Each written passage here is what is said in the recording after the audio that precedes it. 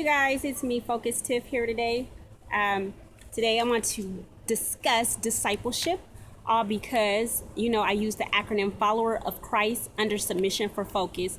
So I want to discuss discipleship, and we'll see where it leads into that, because I didn't do like a full out plan, and I'm trying not to go over 7 minutes. Okay?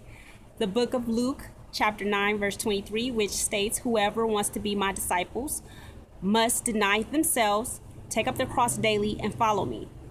And of course, this was Jesus speaking. He was speaking to them so they could make a decision on what they're going to do. Now, denying yourself is something that we probably find hard in American culture, because we are bombarded with advertisements, marketing, commercials all day long, everywhere that we go, and it always tenders to us, because marketing goes to it's supposed to target certain people so that they will go out and buy it. And so many times they want to appeal to what you desire, and so you get this all day long about what you want. And if you don't spend a lot of time going to serve other people and to help others, then you'll start thinking it's all about you. So that could be a rude awakening if you're just now coming to Christ, to find out that you have to lose your life if you want to have a life. If you continue to try to keep your life instead of dying to self, you will experience a lot of misery, emotionally, mentally, spiritually, and possibly eternally, because you will be trying to do something so much for yourself and what you want, that you will miss out on the big picture. For instance, so many people, that's how they miss out on things, because they striving to do so much, and they say, I have my vision written, I have this and that stuff done, but none of it is really about reaching others, even though that might be the impact in the vision, written in the vision, that they're supposed to help others. But most of the times they are only truly just thinking about themselves and where they are going to get in life, instead of really making their focus the kingdom of God and his righteousness. And when you get out of line with his righteousness, thank you for the call this morning. I heard that on a call, like when you get out of line with Christ, then you're not in his righteousness, and then you get out of line of the blessing. So you have to make sure that you stay in line with him, denying yourself. When you know that you are out of line, is because you start thinking about, well, what makes me happy and what is going to make me content, and you're just thinking about me. And the people who experience this the most, who really have to really think about it, is people who are married, who are in marriages, because in marriage, that part is tested all the time. You have to always sit there and say, what are you doing for this? Your body don't belong to you, that his body don't belong to him, or if you're a guy, her body don't belong to her. It's like you have to live for the other person.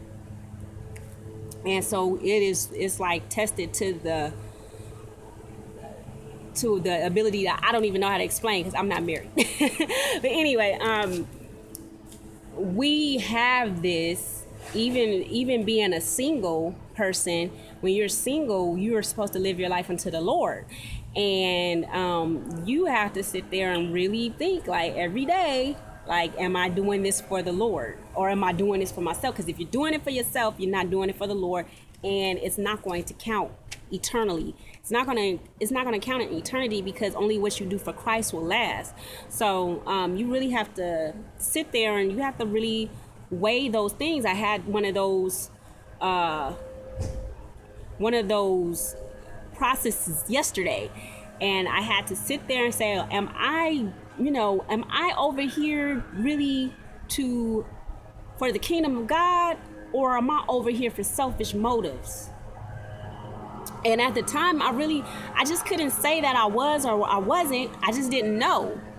And so I said, well, let me back away and make sure that I'm building right, because I want when I get to heaven, I want to make sure that I wasn't doing that from selfish ambition, selfish motives, or anything. And so I said, I'm gonna just back away. I'm gonna start back. I'm gonna take it down all the way to Christ and make sure that I'm building on Him, because I don't want it to be something that I had a selfish motive in.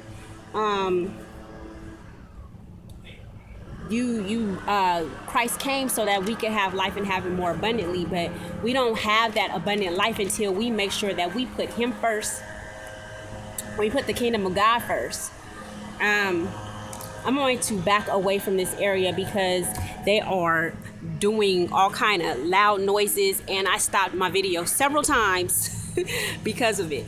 And they're in another area now, but what I wanted to talk about is also where I had a great illustration of this was in Juanita Bynum. Juanita Bynum would go on TBN and whatnot, and she would talk about why she was wearing all black. Or she said the Lord told her to wear all black because she's in a death walk. And I'm not saying that you necessarily have to wear all black to really recognize that you're dying to yourself daily. But sometimes people can get caught up because they're in a place where the self is glorified. In Hollywood, on television and stuff like that, people are pumped up. They're made to be things that they really aren't. So other people can worship and idolize them. So I think that's where she was coming with that. Like she couldn't go out there. She didn't want it to ever make it seem like it was about her. Let me trying to get my hand out the way. So yeah, you have to make sure that your walk with Christ, your vision that you're building, is not about you.